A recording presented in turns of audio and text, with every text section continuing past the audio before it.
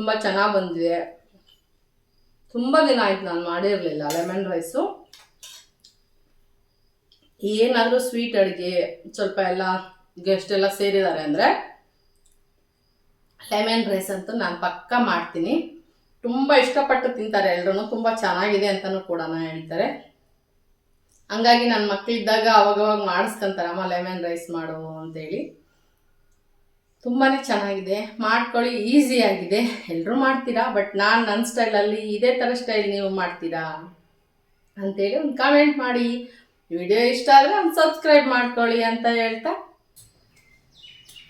Hi everyone, welcome to Savita ನಿಸು YouTube channel. ನಾನು ನಿಮ್ಮ ಸವಿತಾ. ಬನ್ನಿ, ನಾನಿವತ್ತು ಒಂದು ಬ್ರೇಕ್ಫಾಸ್ಟ್ ಮಾಡಬೇಕು.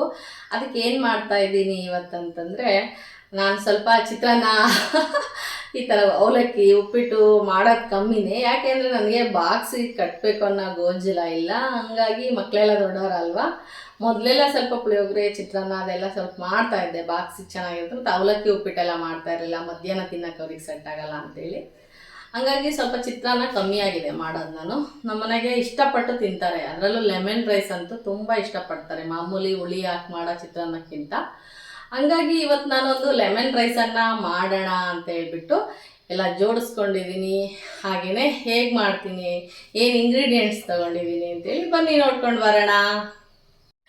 ನಾನಿಲ್ಲಿ ಲೆಮನ್ ರೈಸ್ ಮಾಡೋದಕ್ಕೋಸ್ಕರ 2 ಲೋಟ ಅಥವಾ ಅರ್ಧ kg ಅಕ್ಕಿಯನ್ನು ತೊಗೊಂಡಿದ್ದೀನಿ. ಅದನ್ನು ಒಂದು 2 ಸಾರಿ ಅಥವಾ 3 ಸಾರಿ ನೀಟಾಗಿ ತೊಳ್ಕೊಳ್ಳೋಣ, ಎಲ್ಲನೂ ಒಂದು ಸಾರಿ. ಅಪರೂಪಕ್ಕೆ ಒಂದೊಂದು ಸಾರಿ ಮಾಡ್ತಾಯಿರ್ತೀನಿ. ಅದರಲ್ಲೂ ನಿಂಬೆಹಣ್ಣನ್ನು ನಾವು ದಿನದ ಅಡುಗೆಯಲ್ಲಿ ಬಳಸ್ತಾ ಇದ್ದರೆ ಹೆಣ್ಮಕ್ಳಿಗೆ ತುಂಬ ಒಳ್ಳೆಯದು ಅಂತಲೂ ಕೂಡ ಹೇಳ್ತಾರೆ. ಬಳಸ್ತಾ ಇರಬೇಕು, ಅವಾಗವಾಗ ನಿಂಬೆಹಣ್ಣನ್ನು ಯೂಸ್ ಮಾಡ್ತಾ ಇರಬೇಕು. ಹಾಗಾಗಿ ಇವತ್ತು ಇಡೀ ತಿಂಡಿನೇ ನಿಂಬೆಹಣ್ಣಿನ ಚಿತ್ರಾನ್ನ ಮಾಡೋಣ ಅಂಥೇಳಿ ನಾನು ಇವತ್ತು ಮಾಡ್ತಾಯಿದ್ದೀನಿ. ಎಲ್ಲ ತೊಳೆದ ನಂತರ ನಾನು ಅಳತೆಗೆ 1 ಲೋಟಕ್ಕೆ 2 ಲೋಟದಂತೆ 4 ಗ್ಲಾಸ್ ನೀರನ್ನು ಅಲ್ಲಿ ಬಳಸಿ ಅನ್ನಕ್ಕೆ ಇಡ್ತಾಯಿದ್ದೀನಿ.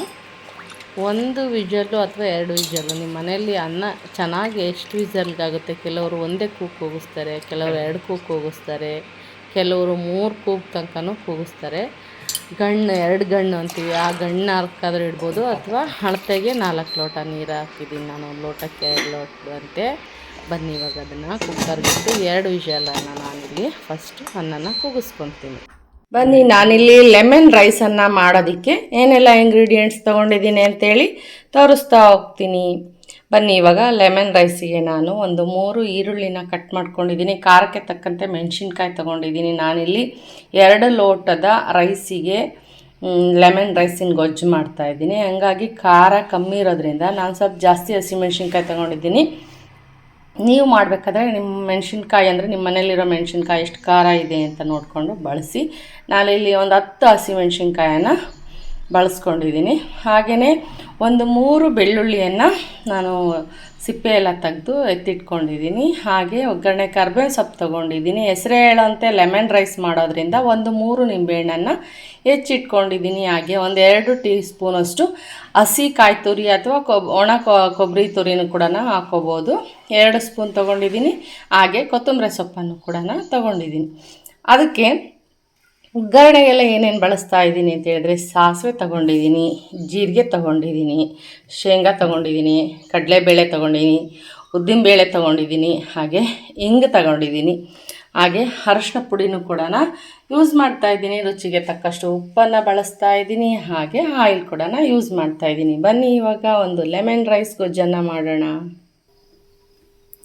ಬನ್ನಿ, ಇವಾಗ ಒಂದು ಬಾಣಲೆನ ಇಟ್ಟಿದ್ದೀನಿ. ಅದಕ್ಕೆ ಆಯಿಲನ್ನು ಹಾಕ್ಕೊಳ್ಳೋಣ.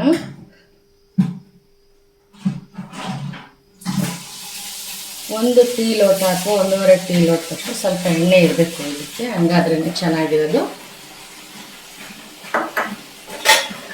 ಹಾಗೆ 1 ಲೋಟದಷ್ಟು ಆಯಿಲನ್ನು ಹಾಕ್ಕೊಂಡಿದ್ದೀನಿ. ಅದು ಸ್ವಲ್ಪ ಕಾಯಿಲೆ ಆನಂತರ ಇಂಗ್ರೀಡಿಯೆಂಟ್ಸ್ ಎಲ್ಲ ಯೂಸ್ ಮಾಡೋಣ.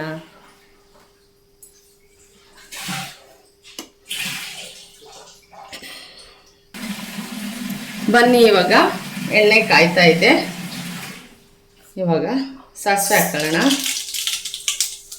ಹಾಗೆಯೇ ಶೇಂಗಾ ತೊಗೊಂಡಿದ್ವಲ್ಲ ಅದನ್ನು ಸೇರಿಸೋಣ. ಜೊತೆಗೆ ಕಡಲೆಬೇಳೆ 1 ಟೇಬಲ್ ಸ್ಪೂನಷ್ಟು ಹಾಕ್ತಾಯಿದ್ದೀನಿ. ಒಂದು ಅರ್ಧ ಬೌಲ್ ಶೇಂಗಾ ಹಾಕಿದ್ದೀನಿ. 1 ಟೇಬಲ್ ಸ್ಪೂನಷ್ಟು ಉದ್ದಿನಬೇಳೆ ಹಾಕ್ತಾಯಿದ್ದೀನಿ. ಸ್ವಲ್ಪ ಚೆನ್ನಾಗಿ ಇದು ಫ್ರೈ ಆಗಲಿ.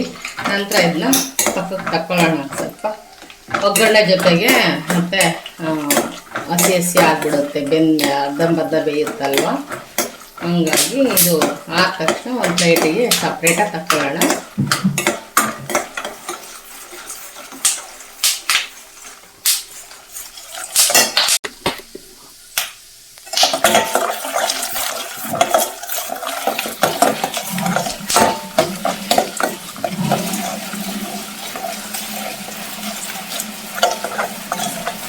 ನೋಡಿ ಇದಾಗಿದೆ. ಇವಾಗ ಇದನ್ನು ಸಪ್ರೇಟಾಗಿ ಒಂದು ಪ್ಲೇಟಿಗೆ ತಕ್ಕೊಳ್ಳೋಣ.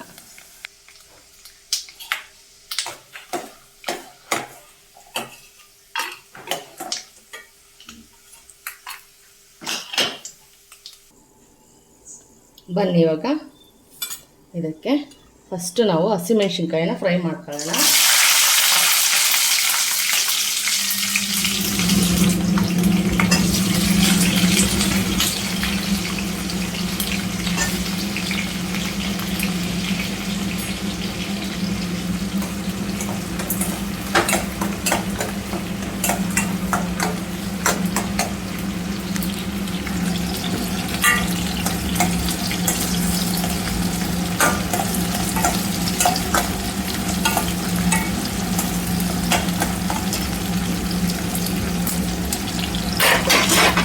ಜೊತೆಗೆ ಕರ್ಬೇವಿನ ಸೊಪ್ಪು ಹಾಕೋಣ. ಮೊದಲೇ ಹಾಕ್ಬಿಟ್ರೆ ಕರ್ಬೇವಿನ ಸೊಪ್ಪು ಚಟ್ಪಟ ಅಂತ ಸಿಡ್ದೋಗ್ಬಿಡುತ್ತೆ. ಹಾಗಾಗಿ ಸ್ವಲ್ಪ ಮೆಣಸಿನ್ಕಾಯಿ ಫ್ರೈ ಆದಮೇಲೆ ಹಾಕಿದರೆ ಚೆನ್ನಾಗಿರುತ್ತೆ.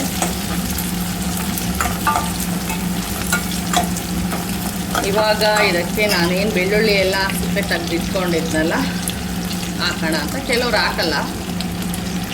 ಬೆಳ್ಳುಳ್ಳಿ ತುಂಬ ಟೇಸ್ಟ್ ಕೊಡುತ್ತೆ ಲೆಮನ್ ರೈಸಿಗೆ. ಹಾಗಾಗಿ ನಾನು ಬೆಳ್ಳುಳ್ಳಿನ ಹಾಕ್ತಾಯಿದ್ದೀನಿ. ತಿನ್ನಲ್ಲ ನಾವು ಬೆಳ್ಳುಳ್ಳಿ ಅನ್ನೋರು ಬೇಡ, ಸ್ಕಿಪ್ ಮಾಡಿ. ಈರುಳ್ಳಿನೂ ಬೇಡ ಅಂದ್ರೂ ಸ್ಕಿಪ್ ಮಾಡ್ಕೋಬೋದು. ಲೆಮನ್ ರೈಸಿಗೆ ಹಾಕಲೇಬೇಕಂತೇನಿಲ್ಲ.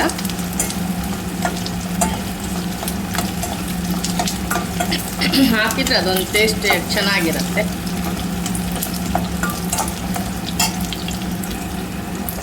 ಬನ್ನಿ ಇವಾಗ ಇದಕ್ಕೆ ನಾವು ಈರುಳ್ಳಿನ ಸೇರಿಸೋಣ.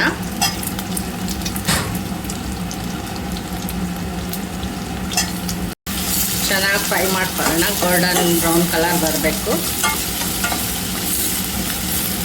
ಸ್ವಲ್ಪ ಎಲ್ಲನೂ ಗೋಲ್ಡನ್ ಬ್ರೌನ್ ಕಲರ್ ಆಗಿ ಸ್ವಲ್ಪ ಡೀಪಾಗಿ ಫ್ರೈ ಆಗಲಿ. ಹಂಗಾದರೆ ಚೆನ್ನಾಗಿರುತ್ತೆ ಒಗ್ಗರಣೆ.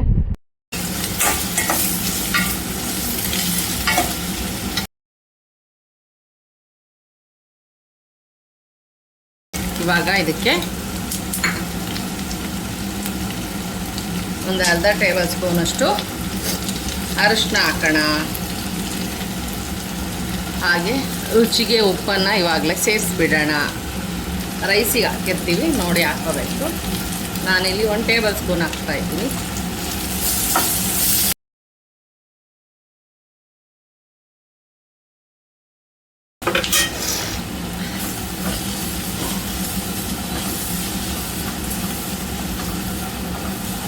ಇವಾಗ ಸ್ವಲ್ಪ ಬಾಡೋದ್ರೊಳಗೆ ನಾವು ಲೆಮನನ್ನು ರಸ ತಗೊಳ್ಳೋಣ. ಅದರಿಂದ ನಿಂಬೆಹಣ್ಣನ್ನು ಹಿಂಡ್ಕೊಂಡು ಬಿಡೋಣ. ಸ್ವಲ್ಪ ಸಣ್ಣ ಉರಿಲಿ ಫ್ರೈ ಆಗ್ತಾ ಇರಲಿ.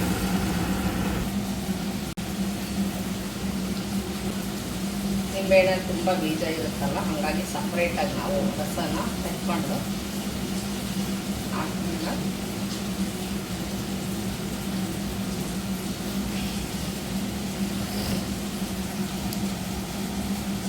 ನೋಡಿ ಇಷ್ಟು ಹುಳಿ ಬಂದಿದೆ. ಇದನ್ನು ಹಾಕೋಣ. ಟೇಸ್ಟ್ ಮಾಡಿ ಕೊಡೋಣ. ನಾವು ಹುಳಿ ಬೇಕಂದರೆ ಹಾಕೋಬೋದು. ಇವಾಗ ಬನ್ನಿ ಒಗ್ಗರಣೆ ಏನಾಯ್ತು ನೋಡೋಣ. ಇವಾಗ ಬನ್ನಿ ಇದಕ್ಕೆ ಹಿಂಗನ್ನು ಸೇರಿಸೋಣ.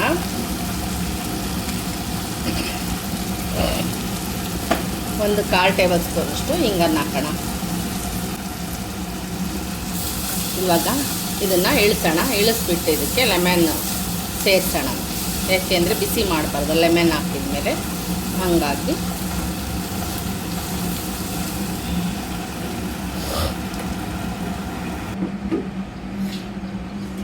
ಬನ್ನಿ ಇವಾಗ ಲೆಮನ್ ಏನು ತಗೊಂಡಿದ್ವಲ್ಲ ಇದಕ್ಕೆ ಸೇರಿಸ್ಬಿಟ್ಟ.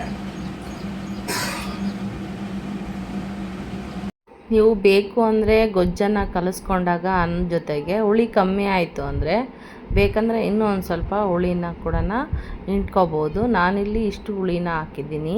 ಬನ್ನಿ ನೋಡೋಣ.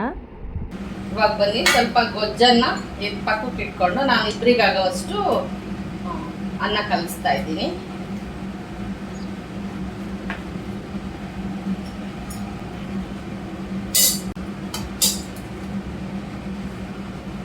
ಅನ್ನ ಉದುದ್ರಾಗಿ ಚೆನ್ನಾಗಿ ಬಂದಿದೆ. ಅವಾಗಲೇ ಕಲಿಸ್ಕೋಬೋದು. ಸ್ವಲ್ಪ ಮೆತ್ತಗಾಗಿದೆ ಅಂದರೆ ಸ್ವಲ್ಪ ಆರಿಟ್ಟು ಆಮೇಲೆ ಕಲಿಸ್ರಿ ನೀವು. ನನಗೆ ಕರೆಕ್ಟ್ ಮೆಜರ್ಮೆಂಟ್ ಆಗಿದೆ. ಇವಾಗ ಕಲಸೋಣ ಇದನ್ನ.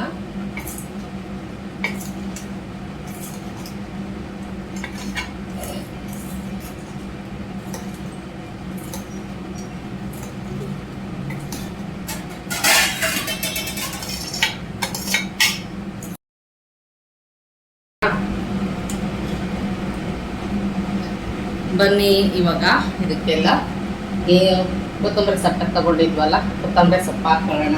ಹಾಗೆ ಕಾಯಿ ತುರಿ ತಗೊಂಡಿದ್ವಲ್ಲ ಅದನ್ನು ಸೇರಿಸೋಣ.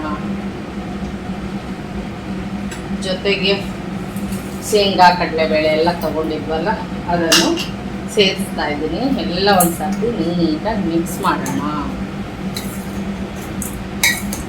ಸಖತ್ ಟೇಸ್ಟಿಯಾಗಿರೋದು ಮಾತ್ರ. ಬೇಕು ಅಂದರೆ ನೀವು ಹುಳಿನೂ ಇನ್ನೊಂದು ಹೋಳೋ ಅಥವಾ ಇನ್ನೊಂದು ನಿಂಬೆಹಣ್ಣು ಹಿಡಿಯೋದು ಚೆನ್ನಾಗಿರುತ್ತೆ. ಈ ಥರ ಬಿಸಿ ಬಿಸಿ ತಿನ್ನಬೇಕು. ತಣ್ಣಗಾದ್ಮೇಲೆ ಅಷ್ಟು ಚೆನ್ನಾಗಿರಲ್ಲ ಲೆಮನ್ ರೈಸು. ಬಿಸಿ ಬಿಸಿಯಾಗಿ ತಿನ್ನಬೇಕಾಗುತ್ತೆ. ಎಷ್ಟು ಚೆನ್ನಾಗಾಯಿತು ನೋಡಿ ನೀವು, ಕಲರ್ಫುಲ್.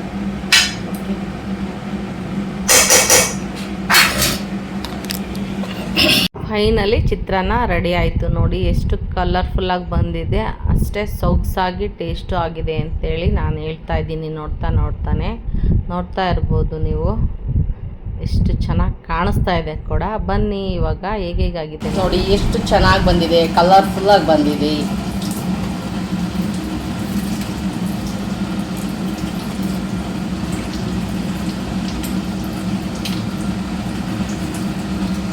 ಬೇಕಂದರೆ ನೀವಿನ್ನೂ ಹಾಕ್ಕೋಬೋದು. ಸಖತ್ತಾಗಿರುತ್ತೆ ಮಾತ್ರ. ಟೇಸ್ಟ್ ಹೇಗೆ ಬಂದಿದೆ ಅಂತೇಳಿ ನೋಡೋಣವಾ.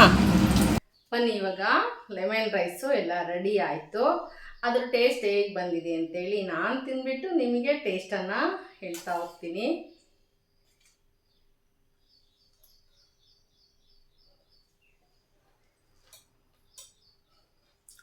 ತುಂಬ ಚೆನ್ನಾಗಿ ಬಂದಿದೆ. ತುಂಬ ದಿನ ಆಯ್ತು ನಾನು ಮಾಡಿರಲಿಲ್ಲ ಲೆಮನ್ ರೈಸು. ಏನಾದರೂ ಸ್ವೀಟ್ ಅಡುಗೆ ಸ್ವಲ್ಪ ಎಲ್ಲ ಗೆಸ್ಟ್ ಎಲ್ಲ ಸೇರಿದ್ದಾರೆ ಅಂದರೆ ಲೆಮನ್ ರೈಸ್ ಅಂತೂ ನಾನು ಪಕ್ಕಾ ಮಾಡ್ತೀನಿ. ತುಂಬ ಇಷ್ಟಪಟ್ಟು ತಿಂತಾರೆ ಎಲ್ಲರೂ. ತುಂಬ ಚೆನ್ನಾಗಿದೆ ಅಂತಲೂ ಕೂಡ ಹೇಳ್ತಾರೆ. ಹಂಗಾಗಿ ನನ್ನ ಮಕ್ಕಳಿದ್ದಾಗ ಅವಾಗವಾಗ ಮಾಡಿಸ್ಕೊಂತಾರೆ, ಅಮ್ಮ ಲೆಮನ್ ರೈಸ್ ಮಾಡು ಅಂತೇಳಿ. ತುಂಬಾ ಚೆನ್ನಾಗಿದೆ, ಮಾಡ್ಕೊಳ್ಳಿ. ಈಸಿಯಾಗಿದೆ, ಎಲ್ಲರೂ ಮಾಡ್ತೀರಾ. ಬಟ್ ನಾನು ನನ್ನ ಸ್ಟೈಲಲ್ಲಿ ಇದೇ ಥರ ಸ್ಟೈಲ್ ನೀವು ಮಾಡ್ತೀರಾ ಅಂಥೇಳಿ ಒಂದು ಕಾಮೆಂಟ್ ಮಾಡಿ. ವಿಡಿಯೋ ಇಷ್ಟ ಆದರೆ ಒಂದು ಸಬ್ಸ್ಕ್ರೈಬ್ ಮಾಡ್ಕೊಳ್ಳಿ ಅಂತ ಹೇಳ್ತಾ ಬಾಯ್, ಮತ್ತೆ ಸಿಗೋಣ.